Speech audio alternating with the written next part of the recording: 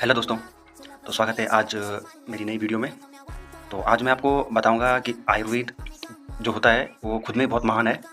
आयुर्वेद भी खुद में एक साइंस है। साइंस जो है खोजने का है, उसमें रिसर्च करने का है। तो हमारे काफ़ी विद्वान लगे रहते हैं कि आयुर्वेद की कौन सी ऐसी दवाई है जो बीपी को कंट्रोल कर सकता है, कौन सी ऐसी दवाई है जो शुगर को कंट्रोल कर सकती है।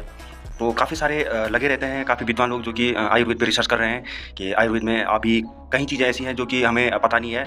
और वो भी इसी पे अभी भी कोई भी ऐसी औषधि है जो अभी होती है, लेकिन काफ़ी लोगों को इन चीज़ों के बारे में पता नहीं होता है।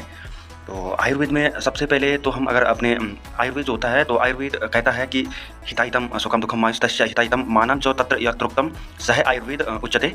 तो इसका हिंदी में जो अनुवाद होता है, तो आयुर्वेद में हितायु, सुखायु, दुखायु, अहितायु, ये जो इन चारों का जो मान होता है, तो वही आयुर्वेद कहलाता है। किसी के हित के बारे में सोचना, किसी के अहित के बारे में सोचना, या किसी के सुख के बारे में सोचना, किसी के दुःख के बारे में सोचना, तो यही आयुर्वेद कहलाता है। और आयुर्वेद में आता है स्वास्थ्य आता है, तो स्वास्थ्य का जो प्रयोजन होता है, तो स्वास्थ्य स्वास्थ्य रक्षमाणम आतुरस्य विकारम प्रशमनम च। तो स्वास्थ्य व्यक्ति की स्वास्थ्य की रक्षा करना और उसे रोगों से दूर रखना, यही आयुर्वेद का प्रयोजन होता है और स्वास्थ्य का भी प्रयोजन होता है। और सबसे मेन बात होती है आयुर्वेद में हमारे जो त्रिदोष होते हैं, तो त्रिदोषों की जो साम्यावस्था होती है, तो जब तक साम्यावस्था नहीं होती है तब तक आदमी स्वस्थ नहीं कहलाता है। तो उसके लिए हमें चाहिए, आयुर्वेद में एक श्लोक आता है कि समदोष समाग्नि समधातु सम्बल क्रिया प्रसन्न आत्म इंद्रिय मन स्वास्थ्य भी धीयते। तो जिसका समदोष, जिसके जो दोष होते हैं वो समान होते हैं, जिसकी अग्नि होती है वो भी समान होती है। समदोष समाग्नि समधातु, जिसकी जो धातुएं होती हैं वो भी समान होती हैं, और जो मल होते हैं वो भी समान रूप से निष्कासित होते हैं। प्रसन्न आत्म इंद्रिय मन, जिसकी इंद्रियां और आत्मा प्रसन्न होती है, वही व्यक्ति आयुर्वेद के हिसाब से स्वस्थ कहलाता है।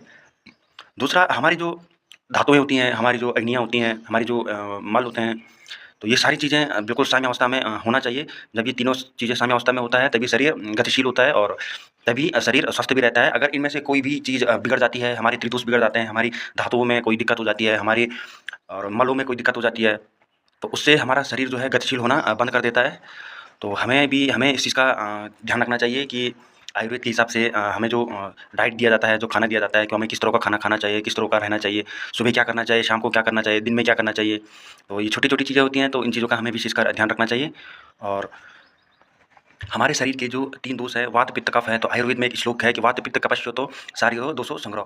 तो वात, पित्त और कफ, ये तीनों शरीर के दोष होते हैं जो कि शरीर के अंदर ही संग्रहण होते हैं।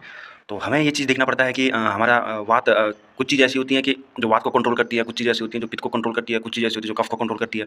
तो हमें इस चीज़ का भी विशेषकर ध्यान रखना चाहिए कि हमें खाना इस तरह का खाना चाहिए कि जिससे हमारा पित्त ना बढ़े, हमारा कफ ना बढ़े, हमारा वात ना बढ़े, क्योंकि इन तीनों, ये जो 3 त्रिदोष है, अगर इनमें से कोई भी चीज़ बढ़ती है तो 100% शरीर में कोई ना कोई विकृति ज़रूर आने लगती है।